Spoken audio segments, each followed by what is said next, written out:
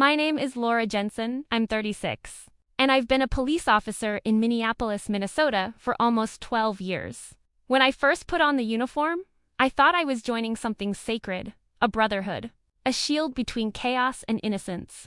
My father was a firefighter, my mother, a nurse. Service was in our blood. I believed the badge meant purpose, that if I did my job right, the world could be a little safer. But the truth? The badge doesn't make you bulletproof. It just hides where the bullets land, and sometimes the deepest wounds don't bleed, they echo. It started during my 3rd year. We got a call about a domestic disturbance, just another Tuesday night. The dispatcher's voice was calm, almost bored. Unit 14, possible argument, 323 Maple Avenue. When we arrived, a man was standing outside, shouting that he didn't touch her. Inside, a woman was trembling. A child hid behind her leg, holding a stuffed bear with one ear missing. The air smelled like cheap beer and fear. I remember thinking, I'm supposed to fix this. But what do you arrest? The man, the trauma, or the silence that follows? That night, I went home, sat in my car for 20 minutes, and didn't cry, because crying felt like weakness. So I swallowed it. That's how it starts. You don't break in one night. You dissolve slowly.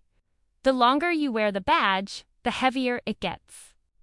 At first, people thank you for your service. Then they look at you with suspicion, like you're the danger, not the protector. Being a woman in uniform doesn't make it easier. You learn to speak with authority, but never anger. To hold your ground without looking emotional. To walk into dark alleys with backup that doubts you. There's a saying among us, the badge doesn't protect you. It isolates you. You stop telling your family what you see because you don't want them to picture it. You stop telling your friends how you feel because they wouldn't understand. You stop sleeping because dreams feel too close to the calls you answer. And before you know it, the uniform isn't something you wear.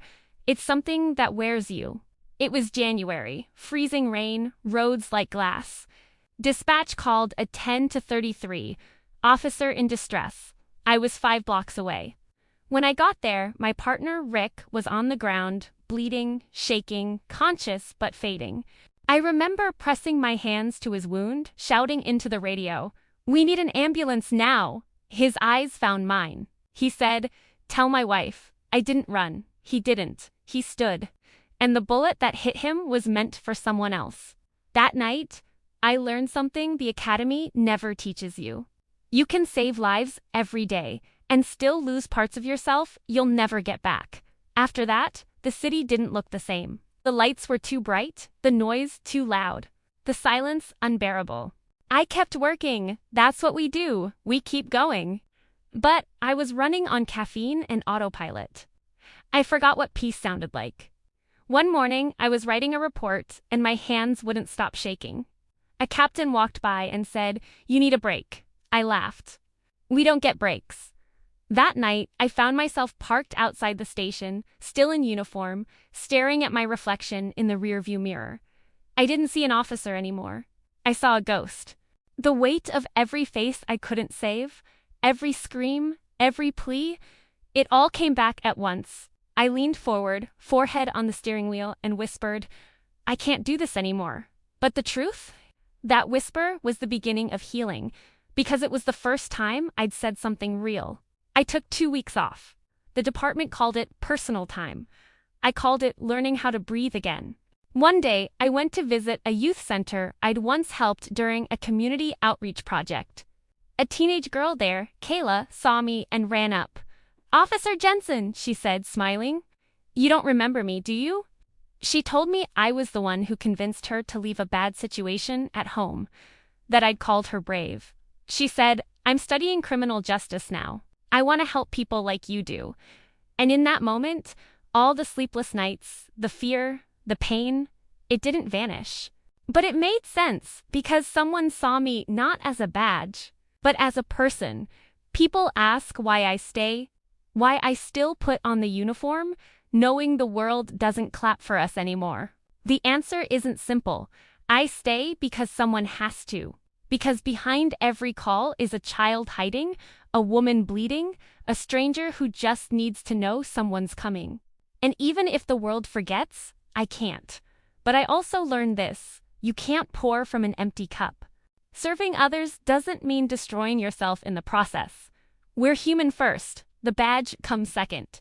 8. The lesson: if you're thinking about becoming a police officer, think twice. Not because it isn't noble, but because it's real. It will test every part of you: your morals, your faith, your heart. It will show you darkness and ask if you still believe in light. You'll save lives, you'll lose friends, you'll cry in silence, and no one will ever know.